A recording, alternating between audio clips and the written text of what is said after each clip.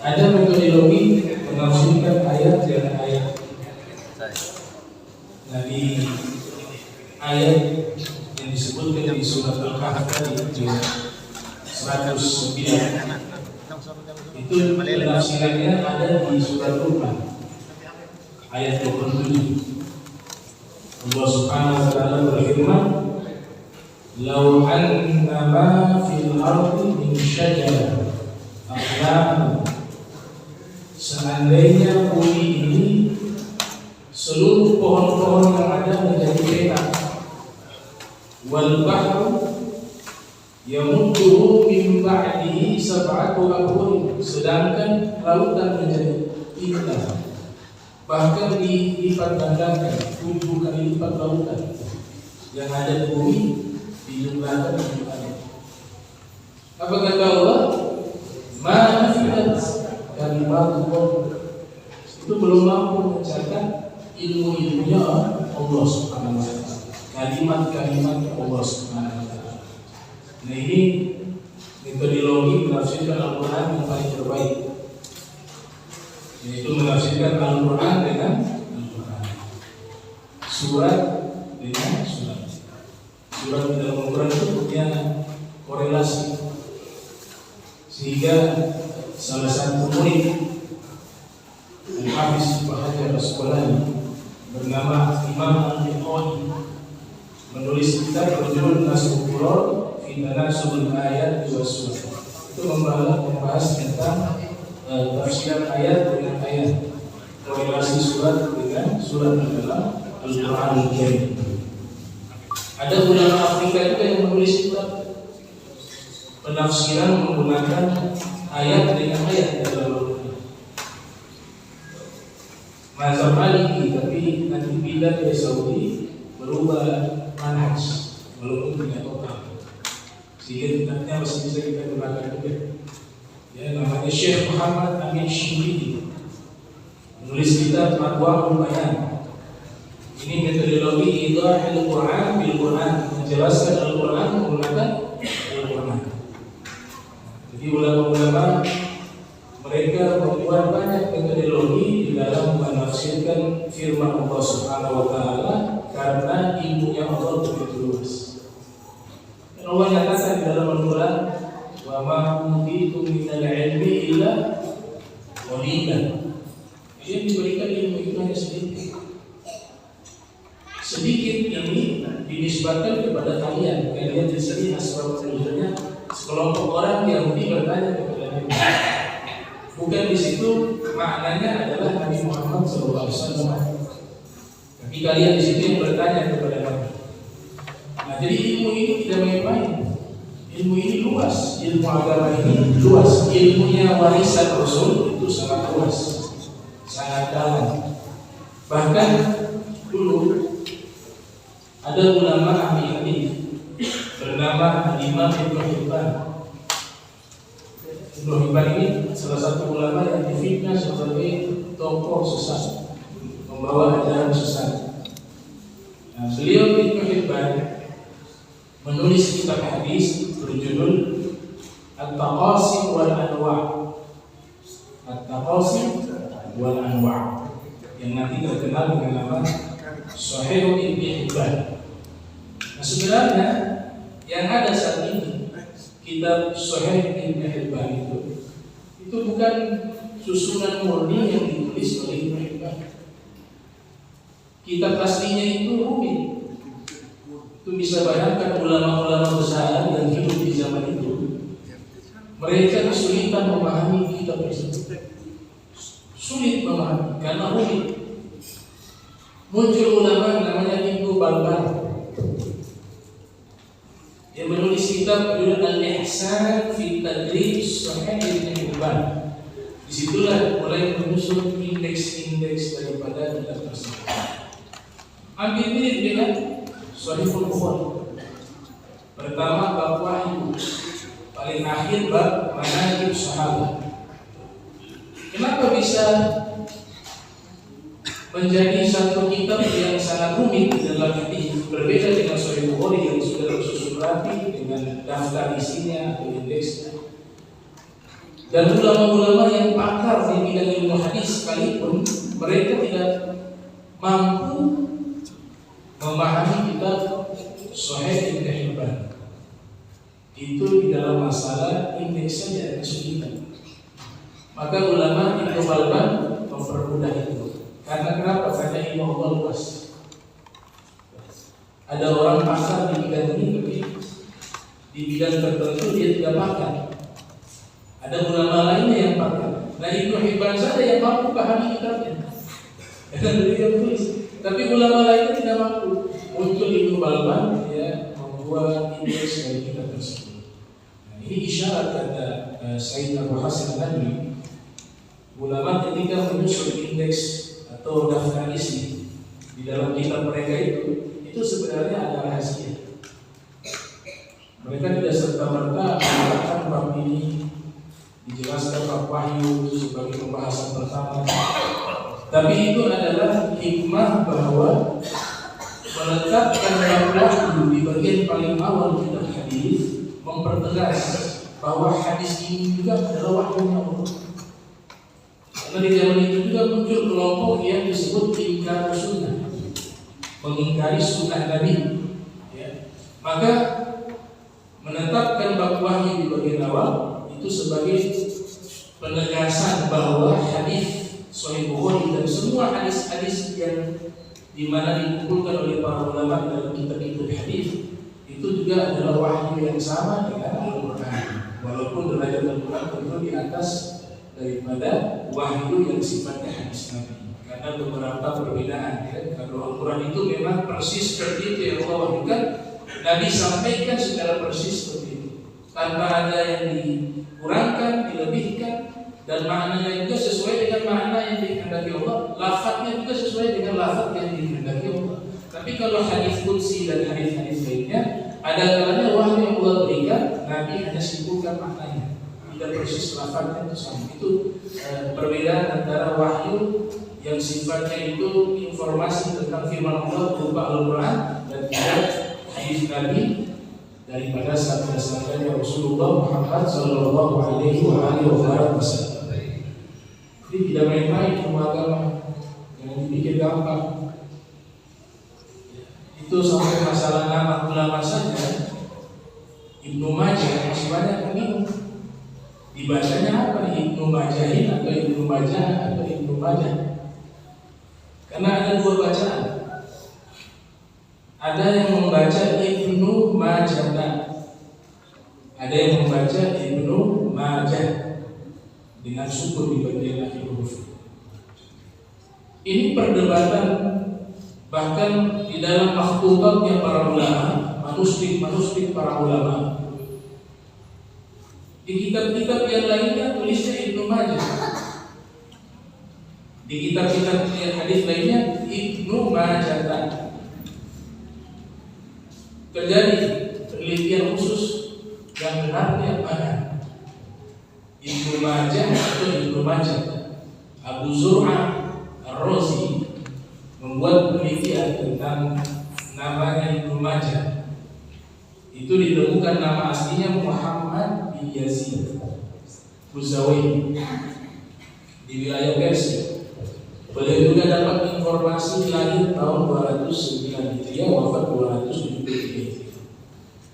Maka buat penelitian dari generasi ke generasi. Ibnu Hajar Asqalani muncul di abad ke-7 tahun 773 lagi. Kemudian ada Imam Al-Aini yang mensyarahi Sahih Bukhari, Umdatul Qari. Nah, mereka di dalam kitab-kitab asli mereka yang nanti dicetak di percetakan yang ada di Mesir dan di beberapa negara, itu biasa menyebut dengan nama Ibnu Majah yang di belakangnya sukun. Jadi tidak diharapkan ada Ibnu jadi mudofilin Ibnu Majah ini tidak seperti itu. Dia selamanya sukun. Ada beberapa nama yang memang keluar dari kaidah. Sibawai terus, Sibawai ini nggak ada Sibawai dia seperti itu. Nah, itu dari pembahasan ilmiah. Hanya satu orang ulama memiliki nama Ibnu Majah dikaji di dalam kajian khusus membahas nama Ibnu Majah. Nah, nama majah itu sendiri dari polemik di kalangan ulama. Apakah majah itu nama kota, ataukah nama ayahnya, ataukah nama ibunya? Karena ketika dilafazkan majah itu tanda perempuan. Syekh Taj mengatakan majah itu yang menggunakan nama putu, itu nama ibunya. Sedangkan gurunya Ibnu Hajar Asqalani, Imam Fairuz Abadi, awalnya teman biasa, B biasa menjadi suka, C. Jadi sekarang kalau kita baca kitab hadis Sunan Ibnu Majah, maka biasanya guru-guru kami lebih cenderung membaca dengan bacaan Ibnu Majah dengan sukun bagian akhir. Nah itu punya sanad. Sanadnya bersambung kepada siapa? Peneliti awal yang masanya tidak jauh dengan Ibnu Majah, yaitu Al-Imam Abu Zur'ah Ar-Razi. Abu Zur'ah Ar-Razi ini dikatakan menghafal ratusan ribu hadis dan punya kelebihan yang luar biasa, yaitu hafalan hadisnya yang ada yang mengatakan 300 ribu hadis. Kalau beliau menyebutkan hadis-hadis yang beliau hafal, itu lancarnya seperti membaca surat Al-Ikhlas. Dan sudah dinilai oleh para muhadditsun ketika dibaca lewat hafalan beliau, dan ternyata tidak ada yang kurang, tidak ada yang lebih, sama persis dan lancarnya seperti membaca surat Al-Ikhlas. Itu namanya Abu Zur'ah. Kenapa menjadi rumit ilmu ini? Karena ilmu ini bersumber dari ilmu yang Allah yang sangat luas, sangat luas. Nah, sehingga kata lautan itu ada yang menerjemahkan sebagai ilmu, kata bahar, ya zamannya pihak. Kalau kita lihat di dalam kisahnya Nabi Musa, wa isqala Musa li fatahu la abrahu hatta aqula majma'al bahrain aw amli uquba. Nabi Musa berkata kepada muridnya, ini Nabi lewat proposal Yusuf bin Nun. Jadi Nabi Musa yang minta Allah angkat murid saya jadi Nabi. Ada 2 orang Nabi menjadi Nabi karena permintaan Nabi Musa. Yang pertama siapa? Nabi Harun. Yang kedua muridnya Nabi Yusuf bin Nun. Nabi Musa berkata kepada Yusuf bin Nun, saya mau belajar kepada seorang guru. Di situ dalam tafsir disebut Nabi Khidir. Saya akan terus berjalan sampai di tempat bertemunya Majma'al Bahrain, 2 lautan. Atau kalau tidak bertemu, saya terus berjalan walaupun berabad-abad, asalkan saya bisa mendapati sang guru, yaitu Nabi Khidir. Padahal derajat Nabi Musa di atas Nabi Khidir, tapi di sini Allah ajarkan simulasi menuju ilmu. Itu harus dicari, tidak tunggu. Dituntut seorang Nabi saja disuruh mencari. Nah, yang unik di sini Allah Taala isyaratkan lokasinya sang guru itu ada di mana? Majma'al Bahrain. Ya, kalau letak geografis ada yang mengatakan di Mesir, ada yang mengatakan di wilayah Irak. Itu terjadi khilaf. Tapi substansinya itu kenapa lokasi tersebut menggunakan kata 2 lautan? Bertemunya 2 lautan, Majma'al Bahrain. Nah, Syekh Mutawalli Syarawi menafsirkan maknanya sang guru itu menguasai 2 lautan itu. Lautan pertama Bahru al-ilmi zahir, yaitu lautan ilmu zahir. Lautan kedua Bahru al-ilmi batin, yaitu lautan ilmu batin. Dari situlah isyarat ilmu selalu tidak bisa lepas dengan yang namanya bahru lautan. Nabi kita sallallahu alaihi wa alihi wa barak wasallam juga disifati dalam kitab Burdah. Al-Imam Husaini menyebutkan faqad nabiyyin fi khuluqin fi khalqin wa fi khuluqin, fakan nabi fi khalqin wa fi khuluqin wa lam yudanuhu fi ilmin wa la kalam wa kulluhum min rasulillahi multabisun darfan minal bahri aw rashfan minal qiyami wa waqifuna ladayhi 'inda haddihim min nuqtatil ilmi aw bi syaqlatil qiyami. Imam Busiri mensifatkan, beliau mengatakan bahwa Nabi Muhammad mengungguli seluruh para nabi, baik dari fisik dan akhlak beliau. Dan tidak ada seorang pun makhluk, termasuk para nabi, para rasul, wala bidanuhu fi ilmi, tidak ada seorang pun makhluk yang ilmunya setara dengan ilmunya Nabi Muhammad. Dan kemuliaan Nabi Muhammad sallallahu alaihi wa alihi wa sallam. Kemudian dikatakan semua para rasul mereka mengambil dari lautan ilmu yang Nabi Muhammad sallallahu alaihi wa alihi wa sallam. Yang mereka ambil hanya satu cedukan dari luasnya ilmu, seluas lautan ilmunya Rasul. Atau yang mereka ambil setetes dari curah air hujan. Itu kan digambarkan ilmunya Nabi lautan.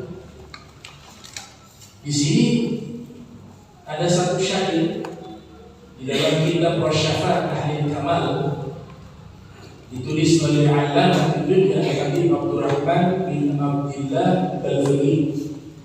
Kalau tadi kan Imam Muslim mengibaratkan para nabi, para rasul mengambil satu tegukan, satu gayung kain, satu gayung dari lautan ilmu Nabi atau setetes dari curah hujan. Tapi kalau di dalam Rasyafat Ahli Kamal, ini kita Rasyafat Ahli Kamal, nazam yang isinya tentang ilmu tasawuf dari seluruh aliran tasawuf. Tapi beliau mampu menyimpulkan dengan sangat ringkas dan bisa dipahami oleh orang khas maupun orang awam, orang khusus maupun orang awam bisa membaca itu tersebut. Itu hebatnya Nabi Allamah Abdurrahman bin Abdillah Al-Faqih. Jadi kitab itu sebenarnya respon daripada surat yang dikirim oleh ulama-ulama yang ada di Makkah dan di Madinah. Mereka mengirim surat kepada Nabi Abdurrahman meminta ijazah dan wasiat lewat surat. Kemudian dibalas surat itu berbentuk nazam. Ternyata surat itu ditulis berbentuk nazam, isinya tentang apa? Tentang substansi daripada ilmu tasawuf atau ilmu tazkiyatun nufus. Sampailah surat itu ke tangan para ulama yang ada di Makkah dan Madinah. Ternyata mereka melihat luar biasa isi surat tersebut dijadikan kitab. Kalau zaman sekarang surat cinta dibuang di tempat sampah, tidak ada manfaat. Tapi ulama dulu yang mereka tulis ilmu walaupun lewat surat. Hal yang sama terjadi kepada Imam Syafi'i. Imam Syafi'i menulis kitab usul fikih itu lewat surat atas permintaan Al-Hafiz Abdurrahman bin Mahdi. Minta cara memahami nas dalam Al-Quran dan Hadis lewat surat. Ada di Irak beliau. Imam Syafi'i membalas surat tersebut, isinya tentang metodologi istinbat hukum dari hadis, dari Al-Quran maupun hadis Nabi. Ternyata dilihat bagus, dijadikanlah kitab. Judulnya belum ada, maka mereka beristihad. Kita namakan saja sesuai dengan kronologis daripada penjelasan tersebut lewat surat. Maka dinamakan itu kitab surat, kitab Ar-Risalah. Dan Habib Abdurrahman ketika menulis kitab Rasyafat Ahli Kamal, di sini menunjukkannya bukan beliau takabur, bukan takabur, tapi beliau tahadduts bi ni'mah, menyebutkan kenikmatan yang Allah berikan kepada beliau. Beliau mengatakan dalam kitab Rasyafat, fadha alaina min bihari Muhammadin bi ma'arif wa latarif wa ma'ali wa awali, bil ma'arif wa latarif wal awali, tercurahkan kepada kami. Di sini bisa diartikan sebagian lautan ilmu Nabi Muhammad. Kalau tadi yang di Burdah seteguh satu gayung atau setetes. Tapi kalau di Rasyafat Ahli Kamal, Al-Habib Abdurrahman mengatakan min bihar Muhammad. Fa'adha alaina min bihar Muhammad. bi ma'arif wa lataif, tertumpahkan kepada kami separuh lautan ilmu Rasulullah Muhammad sallallahu alaihi wasallam. Kenapa di sini terjadi perbedaan ketika Imam Busiri mengatakan para nabi satu gayung atau setetes, sedangkan Al-Habib Abdurrahman mengatakan separuh dari lautan ilmu Nabi Muhammad? Karena apa? Ulama-ulama yang mereka berada di bawah naungan umat baginda Nabi Muhammad sallallahu alaihi wasallam, sebagaimana hadis mengatakan ulama umat jika anbiya Bani Israil, walaupun ini masih diperdebatkan apakah hadis yang kuat atau lemah. Tapi untuk golongan para sufi ini jadi satu standar keistimewaan Nabi kita Muhammad SAW, bahwa umatnya yang mewarisi keilmuan Nabi Muhammad, mereka mengambil ilmu yang Rasulullah bisa lebih dari nabi-nabi. Nabi-nabi Bani Israil bisa kalah dengan ilmu dari umat, dari wali, daripada umat baginda Nabi Muhammad sallallahu alaihi wasallam. Sebagaimana mukjizat para nabi juga bisa terjadi dalam kalangan para wali. Begitu juga ilmu-ilmu para nabi semuanya bisa dimiliki oleh ilmunya seorang wali dari umat baginda Nabi Muhammad sallallahu alaihi wasallam. Makanya derajat sebagai nabi dan rasul memang tidak ada yang bisa melampaui derajat itu. Derajat paling tertinggi. Manzilah itu tidak bisa dilampaui. Sehebat apapun orang yang hidup di zaman ini dan dia bukan seorang nabi, tidak akan bisa melewati makhluk para nabi. Tapi kapasitas keilmuan itu bisa terjadi. Derajat keramatnya bisa lebih dahsyat daripada mukjizat para nabi-nabi terdahulu yang mereka tidak bisa lewati. Waqifuna ladayya ilahdi. Derajatnya Nabi Muhammad itu, ilmunya Nabi Muhammad, makhluknya Nabi Muhammad, itu yang tidak bisa dilewati. Itu yang paling tertinggi. Makanya Al-Habib Abdurrahman Al-Faqih itu dikatakan oleh Al-Habib Abdullah bin Ali Muhammad Al-Haddad, membuat satu julukan kepada beliau dengan julukan Allamah Dunia, manusia yang paling alim sedunia di zaman tersebut. Dari mana Imam Haddad bisa memberikan gelar tersebut kepada Al-Habib Abdurrahman Al-Faqih? Itu ada pertanyaan dari berbagai negara di zaman itu yang berada di Jazirah Arab dan sekitarnya. Ulama-ulama besar mereka membuat beberapa pertanyaan lewat surat, dan termasuk Al-Habib Abdul Haddad juga membuat pertanyaan. Kemudian sampailah surat-surat tersebut kepada Imam Haddad, diperintahkan salah satu muridnya membawakan isi pertanyaan ini untuk dijawab oleh Al-Habib Abdurrahman. Al-Habib Abdurrahman waktu itu beliau juga senang berada di kebun, senang bertanya. Maka sampailah utusan tersebut membawa pertanyaan-pertanyaan yang disimpulkan oleh ulama itu sekitar 500 lembar isi pertanyaan tersebut. Sampailah bertemu dengan Al-Habib Abdurrahman Al-Faqih. Kemudian dibacakan pertanyaan tersebut, beliau minta kertas dan pena, itu lagi disawat, tidak ada buku yang dibawa. Dijawab, beliau bilang sangat luar biasa. Dijawab dari hafalan beliau. Selesai dijawab, mungkin jumlahnya dari 500 keseluruhan. Tapi ini ada beberapa pertanyaan dijawab begitu juga, ditulis, setelah ditulis disuruh kembalikan kepada Al-Habib Abdul Haddad. Maka dibawa ini jawaban, kemudian Imam Haddad memerintahkan sang murid membaca jawaban tersebut. Ketika dibaca jawaban, Al-Habib Abdul Haddad mengatakan, ini dijawab kaki bacaan itu tidak. Nah, di sawah, di ladang, tidak ada buku yang dibawa. Kata Imam Haddad, kemudian dia jawabnya dari hafalannya. Saat itu dia kemudian mengatakan, Allamah Dunia. Ini manusia paling alim sedunia. Beliau hafal Quran masih di bawah 6 tahun, 7-6 tahun hafal Quran. Dan hafal dengan qiraah asyar. Beliau kuasai 4 mazhab, jadi mujtahid di 4 mazhab. Beliau hafal beberapa kitab matan dari berbagai fakih, bahkan kitab alfiyah dari berbagai macam ilmu beliau hafal. Alfiyahnya Ibnu Malik tentang nahwu, tentang gramatika bahasa Arab dihafal, alfiyah Iraqi dihafal, alfiyah Suyuti dihafal, ya, kitab-kitab fikihnya Ibnu Muqrib dihafal, namanya Al-Irsyad, dan masih banyak kitab-kitab dihafal. Dan beliau itu mursyid 20 tarekat, mursyidnya 20 jenius, sampai-sampai Al-Habib Hamid Ba'alwi mengatakan la nufaddilu al-Imam Ibn Hajar ala Imam Abdurrahman bin Abdillah al-Faqih.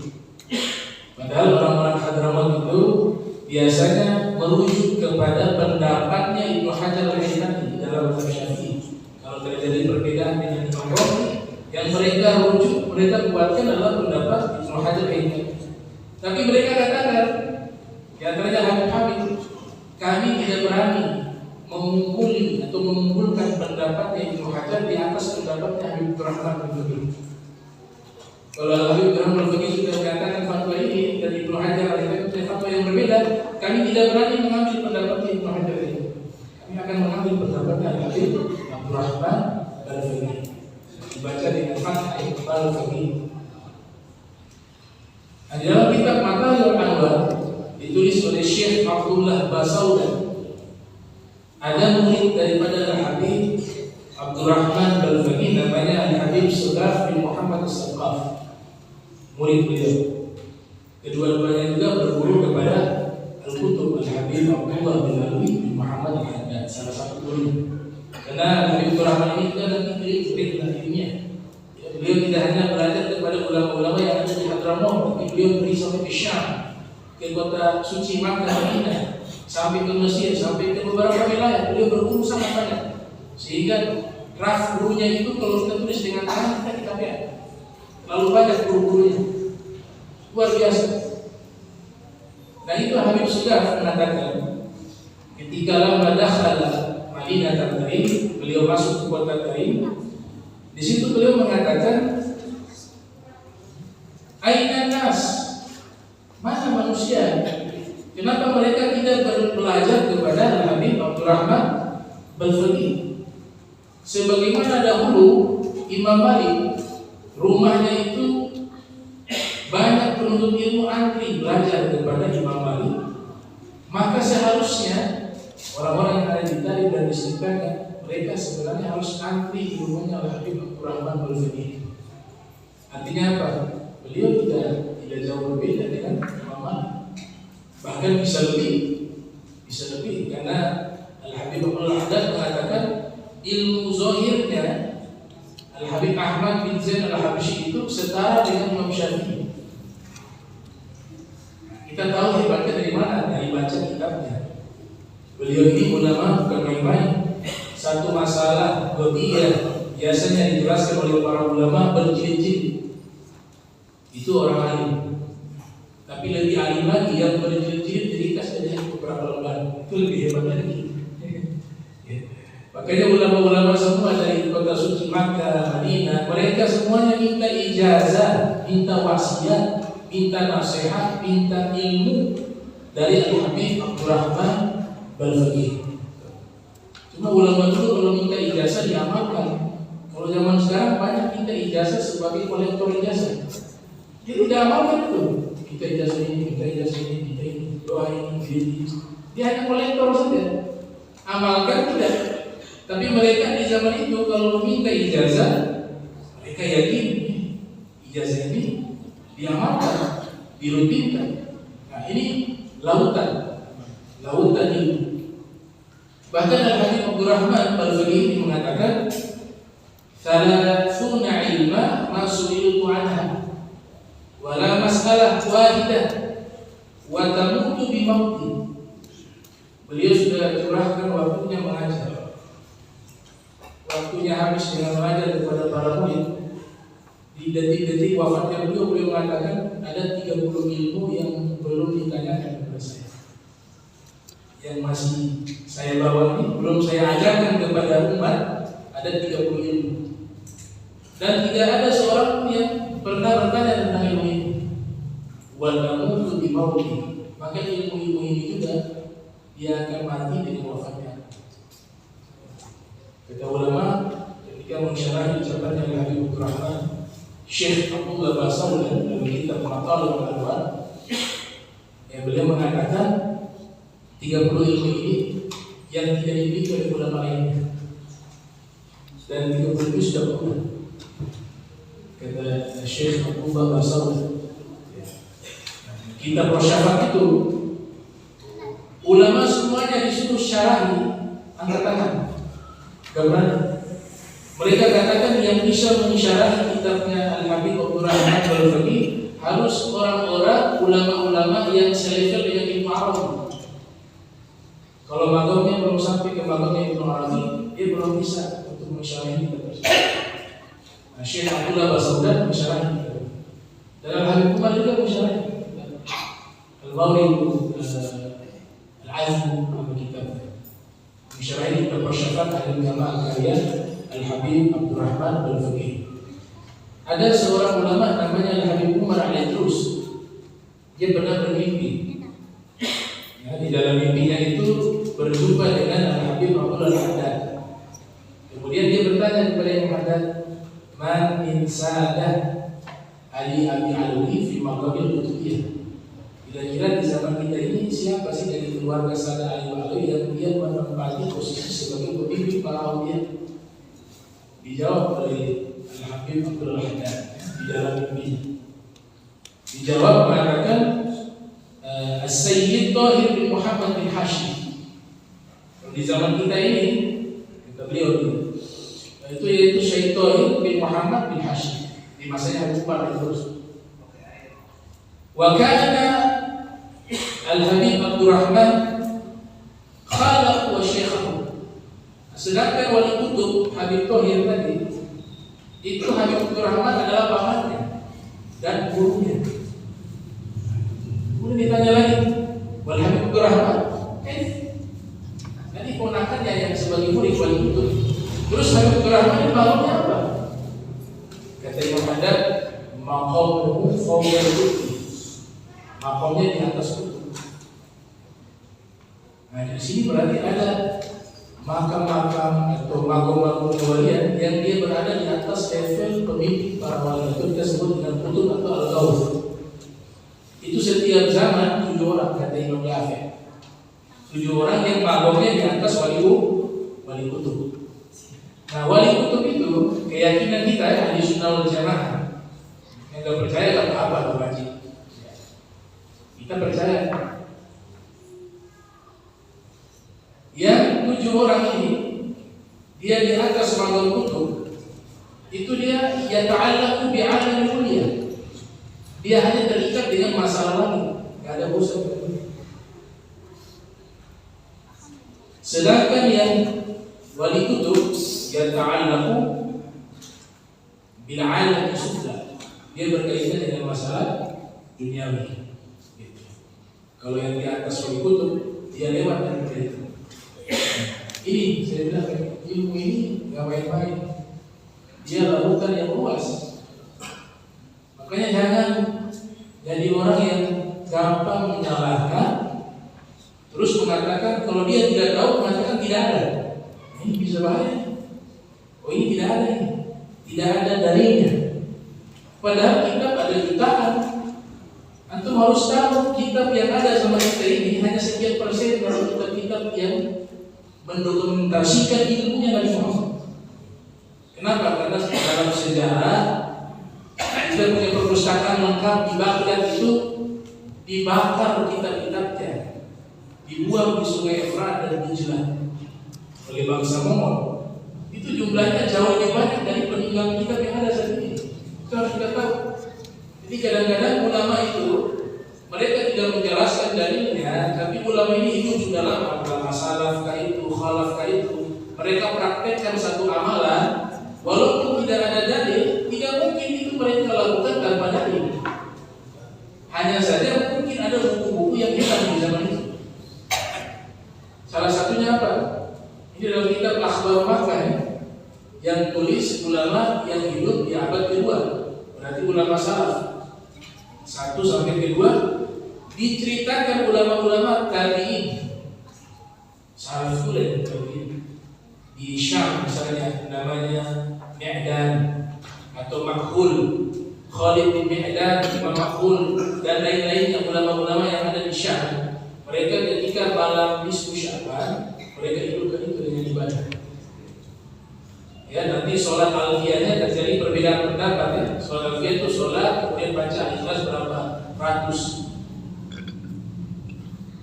Nah di sini tidak ada dalil, nggak ada dalil dia membaca surat ini di malam khusus Lailatul Nisfi Sya'ban. Nggak ada hadis secara spesifik membahas itu. Sebagian orang mengatakan ijtihad, tapi harus diingat yang melakukan ini tabi'in masanya dekat dengan Nabi Muhammad. Tidak mungkin mereka berani melakukan sesuatu yang tidak diajarkan oleh Nabi Muhammad.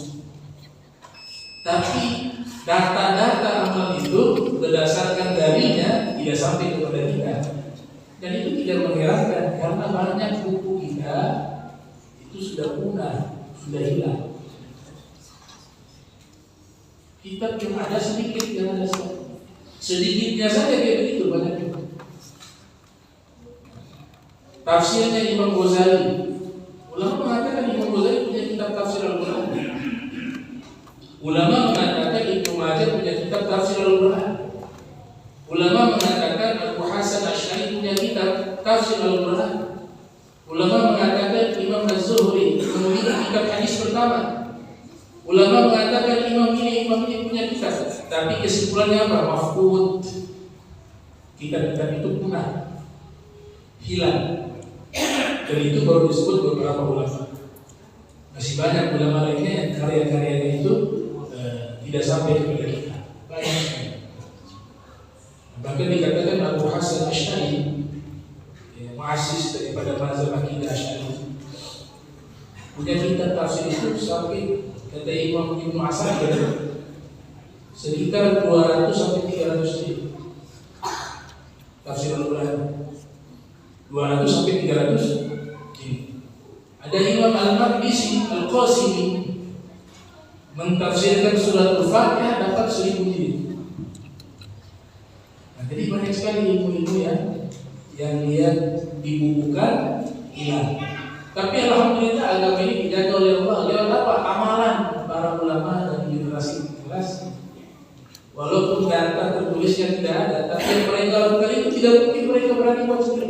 Apalagi generasi kali ini. Bahkan disebutkan orang-orang Makkah, ini kan akhbar Makkah. Orang-orang Makkah itu kalau malam nisfu Sya'ban, mereka sholat di Masjidil Haram, kemudian mereka selesai sholat sampai subuh. Dari maghrib sampai subuh, kemudian ambil air Zam-Zam, tabarukan dengan air Zam-Zam, minum, bahkan ada yang mandi dengan Zam-Zam. Ini kalau cari dalilnya nggak ada, amalan seperti itu tidak ada. Tapi yang mereka lakukan tidak mungkin bertentangan dengan apa yang diajarkan Rasulullah Muhammad SAW. Mungkin kita bertahu saja, kita yang tidak tahu bukan tidak ada. Kalau pakai metodologi tidak ada, semua yang kita tidak tahu tidak ada, ini agama kan hilang. Yang dia tidak tahu juga tidak ada dalil. Nah, kamu dan saya hidup sama-sama di zaman sekarang. Seakan-akan kamu hidup sejaman dengan Nabi Muhammad. Nah, ini menjadi problem. Makanya tadi saya katakan ilmu ini lautan. Allah sudah mengatakan ilmunya Allah lah. Lautan luas, gak ada yang bisa kuasai semua itu, gak bisa. Dalilnya Al-Quran nas. Kalian tulis sampai tintanya 7 lautan, 7 kali lautan kalian tulis ilmunya Allah, tidak selesai.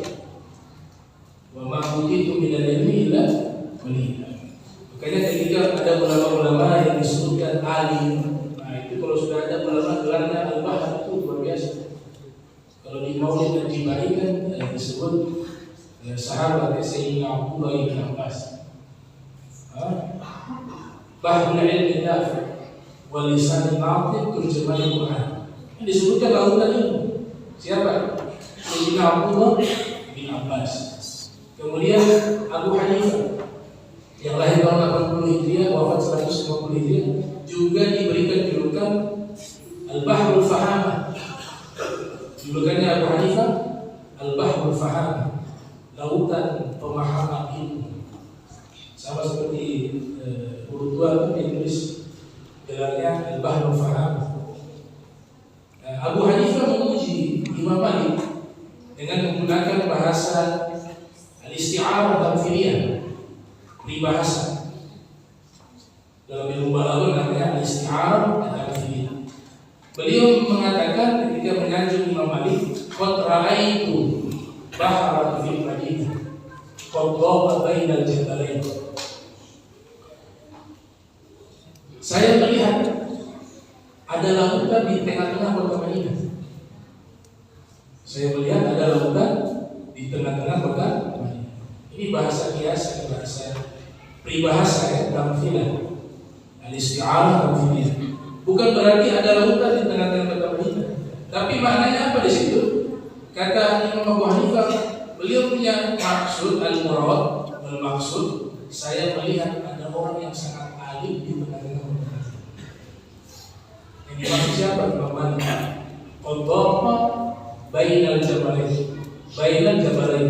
Ini terhimpun atau berada di antara dua gunung. Lautan di tengah-tengah kota Madinah yang berada di antara dua gunung. Nah, itu lautan berarti levelnya sangat tinggi. Saya dapat juga di kitab Syiarul A'lam Nubala yang ditulis oleh Imam Al-Zahabi yang lahir 673 Hijriah, wafat 788 Hijriah. Ketika Imam Zahabi menyanjung Imam Ghazali ketika membahas biografinya, itu sanjungan yang luar biasa.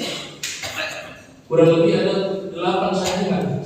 Beliau mengatakan Al-Imam Ghazali Al-Imam Al-Syekh Al-Bahad, seorang imam, seorang guru dan lautan ilmu, Hujjatul Islam, Zainul Islam, perhiasan Islam, Hujjatul Islam, sudah 5. Kemudian dikatakan Shahibut Tasanif, ahli di dalam menulis, Asy-Syafi'i, akar di bidang mazhab Syafi'i, Al-Dzakar, Al-Mufrid, dan jenius. Ditambah lagi ujubatul zaman, keajaiban zaman. Itu sanjungan Zahabi kepada Al-Imam Al-Ghazali. Padahal secara keilmuan akidah banyak terjadi perbedaan antara Imam Zahabi dengan Imam Al-Ghazali. Tapi di situ beliau insaf, beliau menyanjung Imam Ghazali dengan selayaknya. Jadi Imam Ghazali ini diakui juga oleh ulama-ulama yang secara garis sunnah berbeda dengan Imam Al-Ghazali. Kemudian juga ada ulama menentukannya lautan Al-Bahr di Nusantara, namanya Syekh Ihsan Jampes, yang mensyarahi kitab Minhajul Abidin, karya Imam Ghazali, karya terakhir Imam Ghazali, kitab Minhajul Abidin. Syekh Ihsan Jampes mensyarahi judulnya Siratul Talibin. Setelah sudah selesai menjelaskan isi kitab Al-Imam Al-Ghazali, beliau datang ke rumah Kiai Haji Hashim Asy'ari untuk dikoreksi kitab yang telah beliau tulis. Kiai Hashim ketika membaca kitab tersebut, beliau takjub, ini luar biasa. Dan kitab ini levelnya internasional, dipelajari bukan hanya oleh ulama-ulama di Indonesia, tapi sampai di Mesir, sampai di Yaman, sampai di Maroko. Nama kitabnya Siratul Talibin. Kemudian Kiai Haji Hashim Asy'ari setelah mengoreksi, ngambil beberapa lembar kitab tersebut, disembunyikan.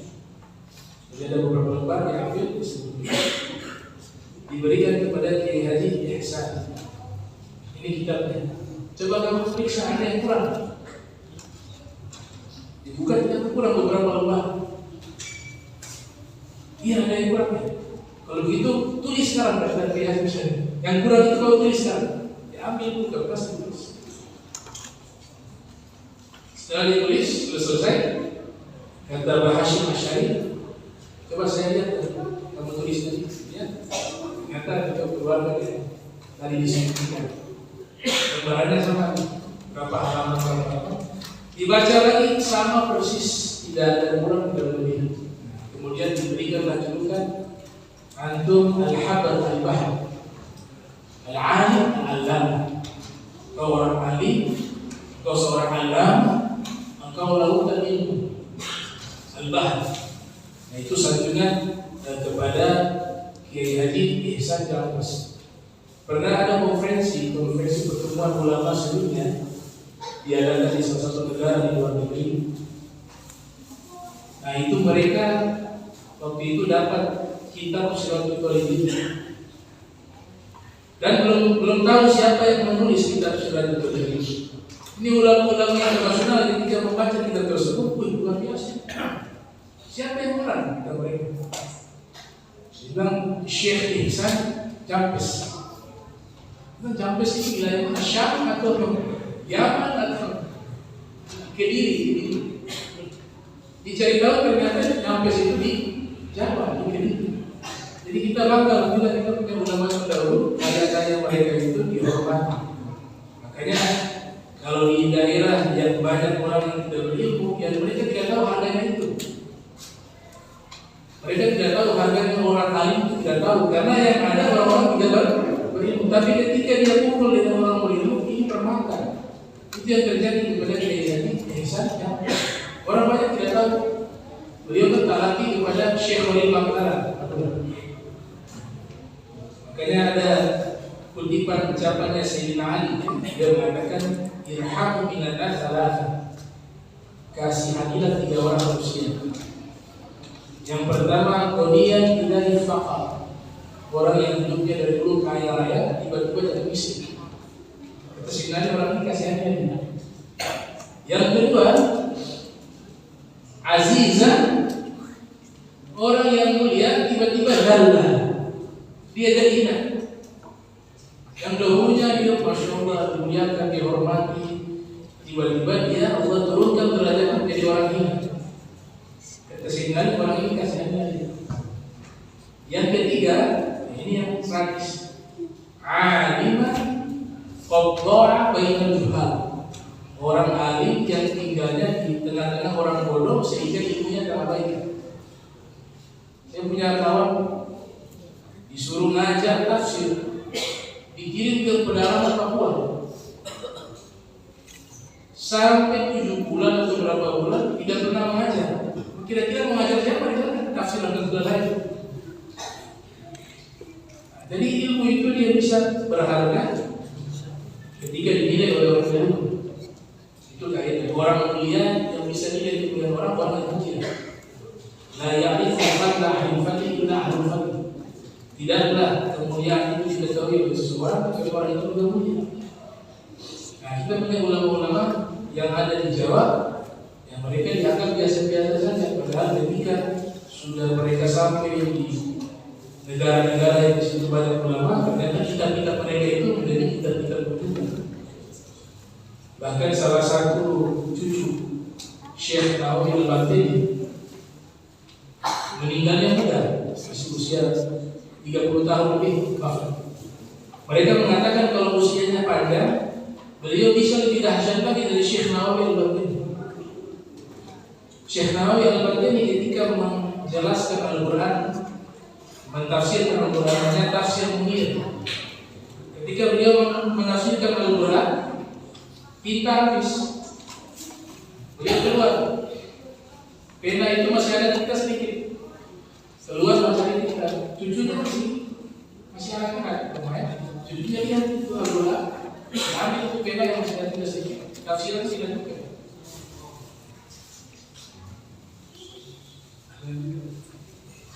Habis itu buang main lagi. Sang kakek datang lihat nih, penjelasannya lebih bagus. Kata saya lanjutkan ini. Anak-anak yang bermain bersama cucunya Syekh Nawawi. Nah beliau itu usia 30 tahun meninggal. Saya lupa namanya siapa. Itu menulis kitab tentang ilmu nahwu dan shorof, menjadi kitab ilmu nahwu shorof paling tertinggi dipelajari oleh ulama yang sudah menguasai secara matang fonetika bahasa, baru bisa belajar kitabnya. Itu umur masih 30 tahun. Dari mana beliau? Dari Banten. Syekh Nawawi Al-Batini punya cucu. Nah ini beberapa masalah tentang masalah lebaran. Insyaallah kita semua panjang umur sehat afiat dan bisa melanjutkan kajian lagi di bulan Syawal insyaallah ya rabbal alamin. Bismillahirrahmanirrahim. Alhamdulillahirabbil alamin. Allahumma shalli wa sallim ala sayyidina Muhammad wa ala jami'a hadhihi al-marhuma tafarraqna wa tafarraqna ma'suma wa tajmina wa la shay'a mahruma. Subhanaka wa bihamdika astaghfiruka wa atubu ilaik. Wa sallallahu ala Muhammadin wa ala alihi wa sahbihi wa sallam. Wa ila hadratin Nabi Muhammad sallallahu alaihi wasallam. Al-Fatihah.